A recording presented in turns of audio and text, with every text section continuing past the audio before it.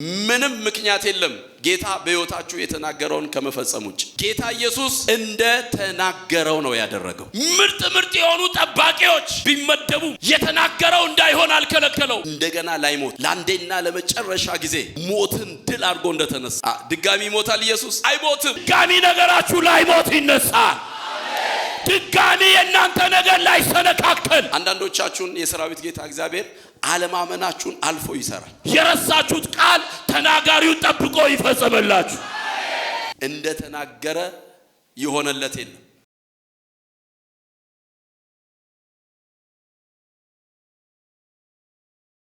የእግዚአብሔርን ቃል እናነባለን። የማቴዎስ ወንጌል ምዕራፍ 28 ከቁጥር 1 ጀምሮ አነባለሁ። በሰንበትም መጨረሻ መጀመሪያው ቀን ሲነጋ መግደላዊት ማርያምና ሁለተኛይቱ ማርያም መቃብሩን ሊያዩ መጡ። እነሆም የጌታ መልአክ ከሰማይ ስለወረደ ታላቅ የምድር መናወጥ ሆነ። ቀርቦም ድንጋዩን አንከባለው በላዩ ተቀመጠ። መልአኩም እንደ መብረቅ ልብሱም እንደ በረዶ ነጭ ነበረ። ጠባቂዎቹም እርሱን ከመፍራት የተነሳ ተናወጡ፣ እንደ ሞቱም ሆኑ። መልአኩም መልሶ ሴቶቹን አላቸው፣ እናንተስ አትፍሩ፣ የተሰቀለውን ኢየሱስን እንድትሹ አውቃለሁና እንደ ተናገረ ተነስቷልና በዚህ የለም። የተኛበትን ስፍራ ኑና እዩ አላቸው። ክብር ለጌታ ይሁን። የምናገርበት መነሻ ሐሳቤ ይሄ ክፍል ነው፣ ግን ትኩረት አድርጌ ቁጥር 6 ላይ እንደ ተናገረ ተነስቷል በሚል ሐሳብ የእግዚአብሔርን ቃል እናገራለሁ። ይሄ የተከበረ ጉባኤ ድምጹን ከፍ ያርግና እንደ ተናገረ ተነስቷል ብሎ ይጮህ። የትኛውም የሃይማኖት መሪ እንደ ተናገረ አድርጎ አያውቅም። እነሳለሁ ብሎም የተነሳ የሃይማኖት መሪ የለም። የኔና የናንተ ጌታ እንደ ተናገረ በእናታችሁ በደም ጩሁና እንደ ተናገረ ተነስቷል በሉ። እንደ ተናገረ ተነስቷል። ክብር ለጌታ ይሁን። ከቻልኩኝ በጣም በፍጥነት 3 ሐሳቦችን እናገራለሁ። ሰዓት ካልበቃኝ ግን ሁለቱን ተናግሬ ለማቆም ሞክራለሁ። አንደኛውና የመጀመሪያው የምናገርበት ሐሳብ በዚህም በጉባኤ ውስጥም ያላችሁ በመላው ዓለም በየቤታችሁ ሆናችሁ መንገድ ላይ ሆናችሁ ይሄንን ፕሮግራም እየተካፈላችሁ ያላችሁ የአባቴ ቅዱሳን 3 መሰረታዊ ጉዳዮች ላይ እናገራለሁ። አንደኛውና የመጀመሪያው እንደ ተናገረ የሚል እንደ ተናገረ። ክብር ለጌታ ይሁን። የኔና የናንተ አምላክ እንደ ተናገረ የሚያደርግ አምላክ፣ የተናገረውን የሚያደርግ አምላክ ነው። ምንድነው የተናገረው ነው? እንደ ተናገረ አደረገ ሲባል ምንድነው ቀድሞ የተናገረው ጌታ ኢየሱስ? እነዛን ቶሎ ብዬ በብርሃን ፍጥነት ለመናገር ሞክራለሁ። የማቴዎስ ወንጌል ምዕራፍ 16 ቁጥር 21 ላይ ቀድሞ ጌታ ኢየሱስ እንዲህ ተናግሮ ነበረ። ምን ብሎ ተናግሮ ነበረ? ከዚያን ቀን ጀምሮ ኢየሱስ ወደ ኢየሩሳሌም ይሄድ ዘንድ ከሽማግሌዎችና ከካህናት አለቆች ከጻፎችም ብዙ መከራ ይቀበልና ይገደል ዘንድ በሶስተኛውም ቀን ይነሳ ዘንድ እንዲገባው ለደቀ መዛሙርቱ ይገልጥላቸው ነበር ይላል። ለጻፎች፣ ለአለቆች፣ ለአይሁድ ታልፎ እንደሚሰጥ እንደሚገድሉት በሶስተኛውም ቀን እንደሚነሳ ቀድሞ ተናግሮ ነበር። የማቴዎስ ወንጌል ምዕራፍ 17 ቁጥር 22 ላይ በገሊላም ሲመላለሱ ኢየሱስ የሰው ልጅ በሰዎች እጅ አልፎ ይሰጥ ዘንድ አለው፣ ይገድሉትማል፣ በሶስተኛውም ቀን ይነሳል አላቸው። እንደተናገረ ቀድሞ ተናግሯል። እነሳለሁ፣ በስንተኛው ቀን? በሶስተኛው ቀን እነሳለሁ ብሎ ነግሯቸው ነበር። የማቴዎስ ወንጌል ምዕራፍ 20 ቁጥር 18ም እነሆ ወደ ኢየሩሳሌም እንወጣለን፣ የሰው ልጅም ለካህናት አለቆች ለጻፎች ይሰጣል፣ የሞት ፍርድ ይፈረድበታል፣ ሊዘባበቱበትም ሊገርፉትም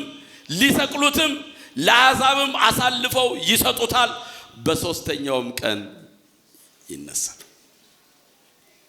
ቀድሞ ኢየሱስ የተናገረው ምንድነው የተናገረው? የማቴዎስ ወንጌል ምዕራፍ 6 ቁጥር 32 ላይም ለደቀ መዛሙርት እንዲህ ብሏቸዋል ጌታ ኢየሱስ ከተነሳው በኋላ ወደ ገሊላ እቀድማችኋለሁ አላቸው። እነሳለሁ እያለ በሶስተኛው ቀን እነሳለሁ እያለ ቀድሞ ተናግሮ ነበር። ታልፎ እንደሚሰጥ፣ እንደሚገደል፣ እንደሚገረፍ፣ መቃብር ውስጥ እንደሚገባ ግን መቃብር ውስጥ እንደማይቀር እንደሚነሳ ቀድሞ ተናግሮ ኢየሱስ ጌታ ነግሯቸዋል ቀድሞ። ስለዚህ ምን እያልኳችሁ ነው? ጌታ ኢየሱስ እንደ ተናገረው ነው ያደረገው። አሜን አትሉም? እንደ ተናገረው ነው ያደረገው። ኢየሱስ ጌታ ነው። ይሄ የተከበረ ጉባኤ ይጮህና ጌታ እንደ ተናገረው ነው ያደረገው ብሎ። ስለዚህ እንደዚህ ዛሬ ለዚህ ጉባኤ አውጃለሁ።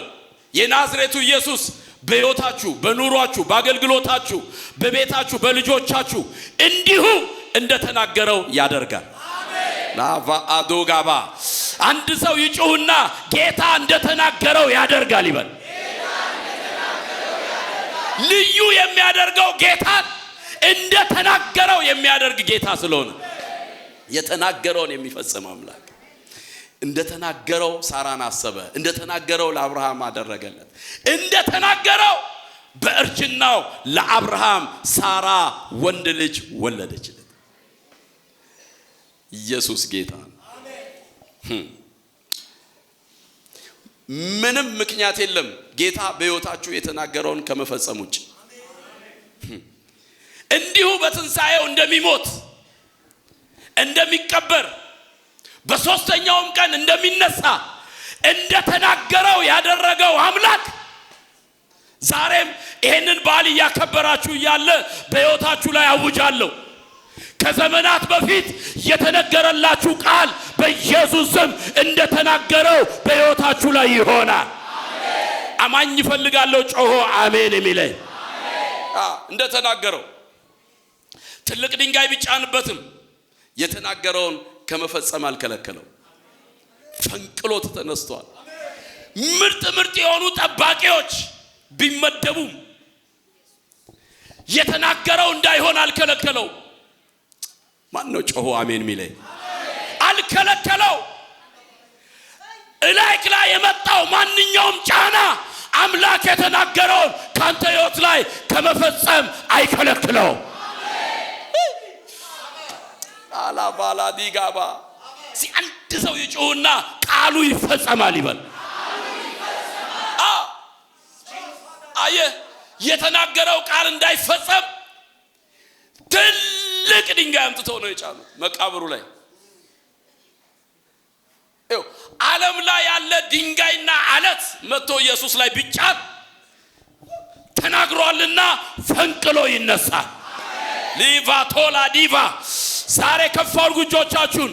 ይሄንን ትንሣኤ እያከበራችሁ እያለ የተናገረውን የፈጸመ የትንሣኤው ጌታ ዛሬ ማለዳ በኢየሱስ ስም በትንሣኤው ኃይል በኢየሱስ ስም በሕይወታችሁ ላይ የተናገረው ቃል መፈጸም ይጀምራል። አምናለሁ የሚል ጮሆ አሜን ይበለኝ። ማንኛውም የተጫነባችሁ ነገር ቃሉ እንዳይፈጸም አይከለክለው። እናንተ ላይ ያለው ተጽዕኖ የተነገረባችሁ ቃል እንዳይፈጸም አይከለክለው። ኢየሱስ ጌታ።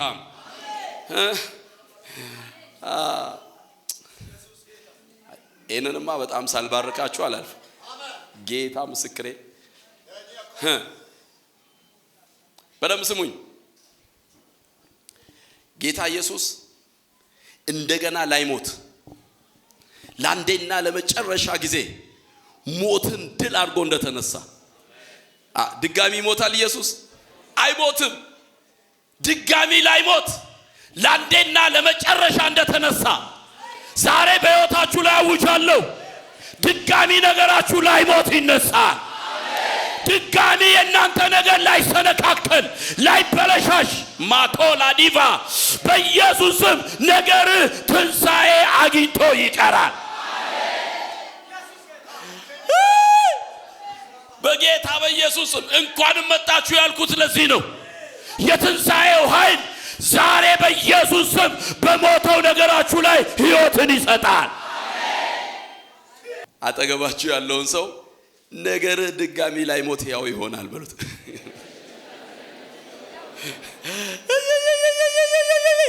ውስጤ በማለዳ እንደ ጽንስ እየተንቀሳቀሰ ያለው ነገር ይሄ ነው። የሕዝቤን ነገር የገደለ መንፈስ ይመታል። መንፈሳዊ ነገራችሁን የገደለ ይመታል። የእናንተን ቢዝነስ የገደለ ይመታል። በኢየሱስም የትንሣኤው ጌታ ትንሣኤን ያደርጋል። አምናለሁ የሚል ጮሆ አሜን ይበለ።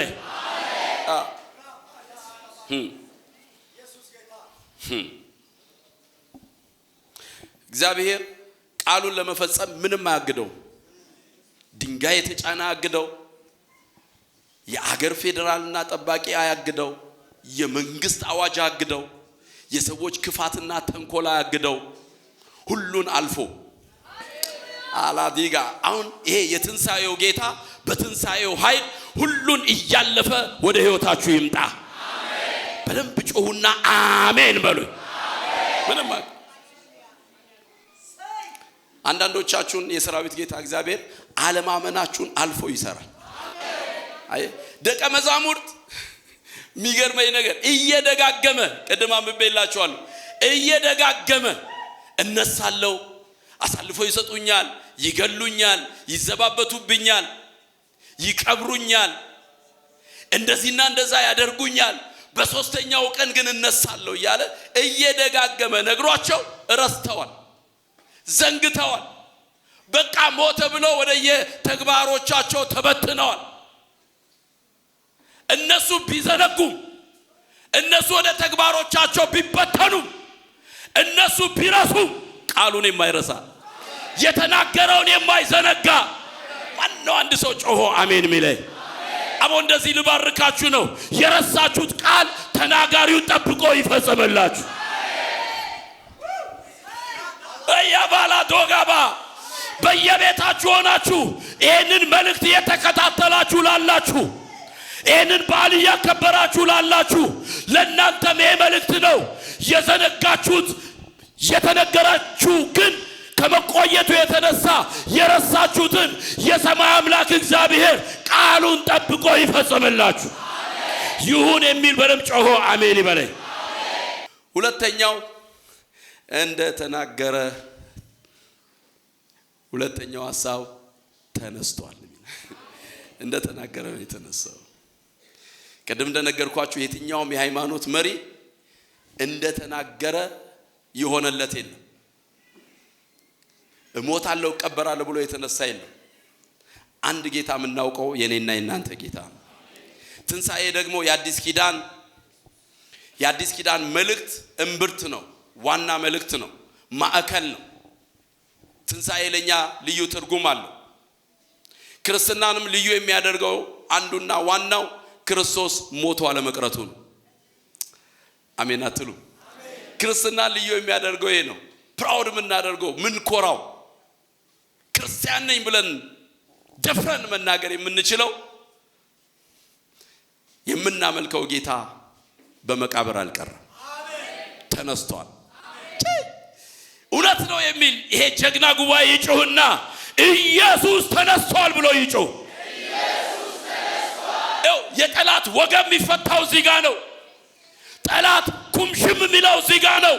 ቀበርኩት፣ አለቀ፣ ድንጋይ ተጫነ፣ ተደመደመ ብሎ ሲጠብቅ የናዝሬቱ ኢየሱስ ተነስቷል።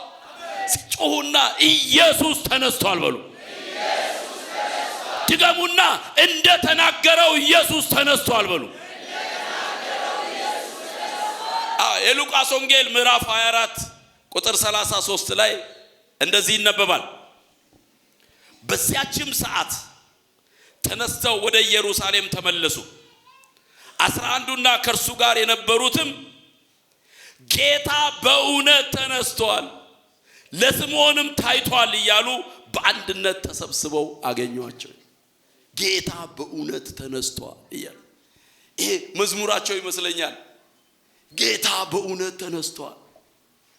ይሄ ሲሸማቀቅ የነበረ ሲፈራ የነበረ ወደ ኤማውስ መንገድ ሲሄድ የነበረ ሁሉ ተሰበሰበና የመሰብሰባቸው ምክንያት ሆነ ትንሳኤው ራሱ።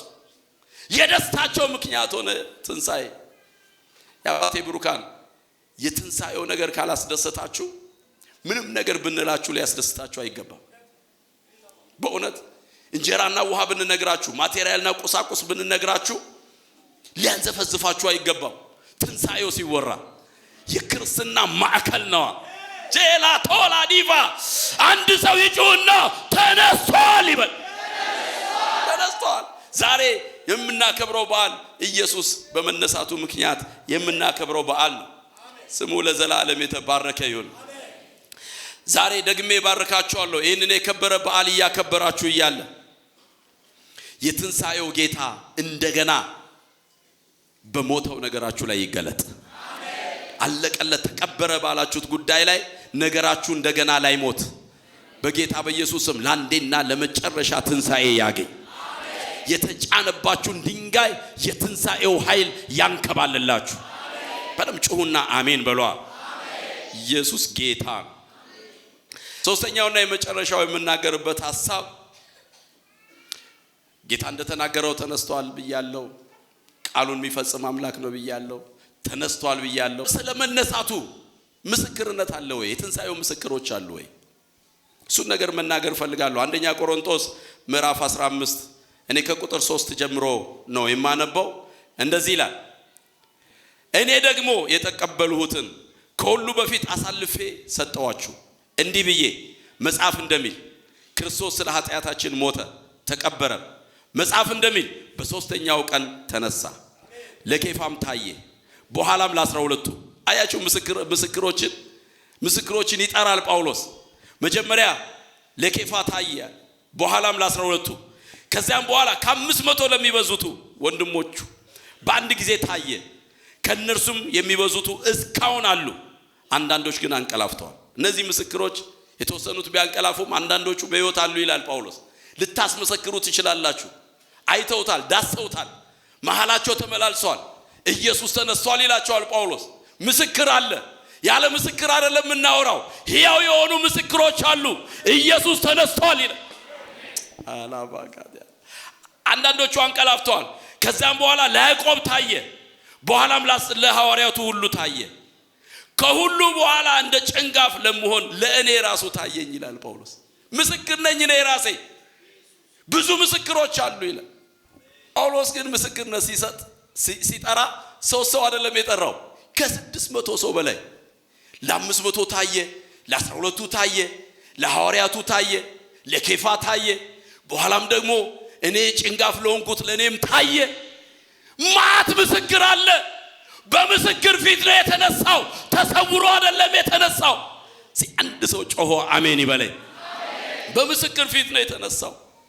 እና በጣም የሚገርመኝ ቃል አለ። ቀድም አንብቤላችኋለሁ። ቁጥር 1 ላይ የማቴዎስ ወንጌል ምዕራፍ 28 መጀመሪያ ላይ ያነበብኩላችሁ ቃል በሰንበትም መጨረሻ በመጀመሪያው ቀን ሲነጋ ይላል። ሲነጋ መግደላዊት ማርያምና ሁለተኛይቱ ማርያም መቃብሩን ሊያዩ መጡ ይላል። ሲነጋ ከ3 ቀን በፊት የሞት ዜና የተነገረ፣ ከ3 ቀን በፊት የቀብር ዜና የተነገረ፣ አሁን ግን በሳምንቱ መጀመሪያው ቀን ሲነጋ ገና ጎህ ሲቀድ የትንሳኤ ዜና ተወራ።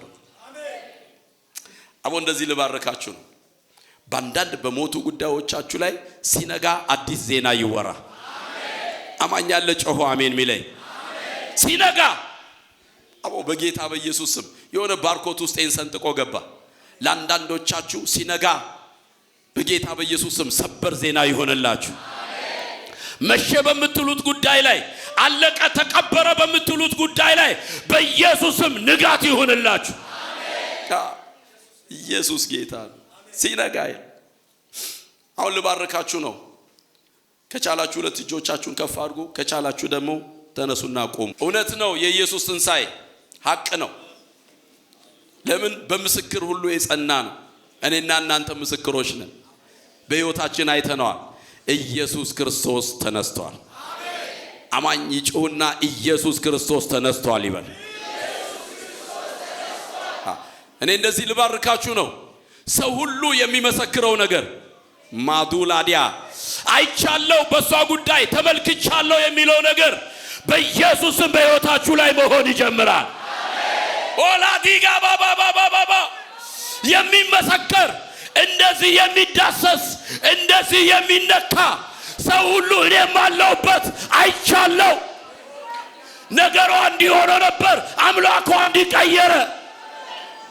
አላዲጋባ ወድቆ ነበር ተነሳ።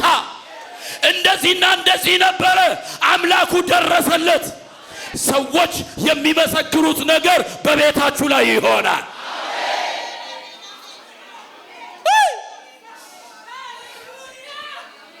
ይሄ ደግሞ በኢየሱስ ስም በሕይወታችሁ ላይ ሲነጋ ይጀምራል። ይሄ ተከበረ ጉባኤ በኃይል ጩሁና ይነጋል ይበለኝ። አልጮኻችሁም? ጩሁና ይነጋል በሉ። ይነጋል። ጌታ ምስክሬ እንደ መሻ አይቀርም። ሲነጋ አዲስ ዜና ይሆናል። ሲነጋ አዲስ የምስራች ይሆናል። ተነሳ የሚባል ወሬ አሎቫጋዲጋ መቃብር ውስጥ የለም የሚባል ሰበር ዜና። ማነው አማኝ ጮሆ አሜን ሚለኝ? ይኸው አምላኬ እግዚአብሔር ምስክሬ ነው። አረጋግጬ እነግራችኋለሁ። የእናንተ ነገር በስውር ሳይሆን በምስክር ፊት ይከናወናል። በምስክር ፊት ማዱላዲጋባ የሚነገር የሚወራ አሎቫጋዳ እኔ ምስክር ነኝ የሚሉ ሰዎች እነሱ ፊት ማዱላዲጋ በጌታ በኢየሱስ ስም ነገርሽ መነሳት ይጀምራል።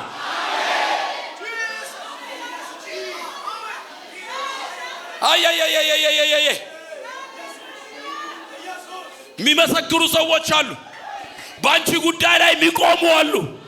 አይቻለሁ የሚሉ አሉ። አምላኩ ነው የሚሉ አሉ። ማዶላ ዲቫ አምላኩ ነው የሚሉ አሉ። በኢየሱስ ስም ይሄ ቃል ዛሬ በጆሮአችሁ ተፈጸመ።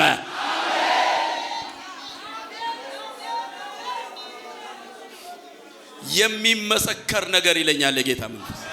የሚወራ ነገር፣ የሚነገር ነገር በሕይወታችሁ ላይ፣ በኑሯችሁ ላይ፣ በአገልግሎታችሁ ላይ፣ በመንፈሳዊ ነገራችሁ ላይ ይህንን ሚዲያ እየተከታተላችሁ ያላችሁ በመላው ዓለም ያላችሁ የክርስቶስ ቤተሰቦች በጌታ በኢየሱስም በእናንተ ጆሮም ላይ አውጃለሁ።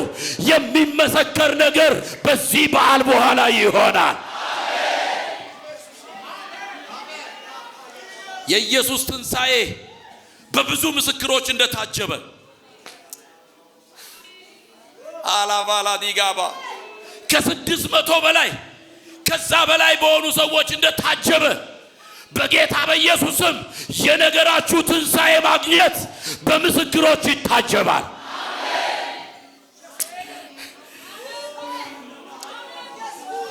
ይሄ ነገር እኔ ብቻ ነኝ የገባኝ?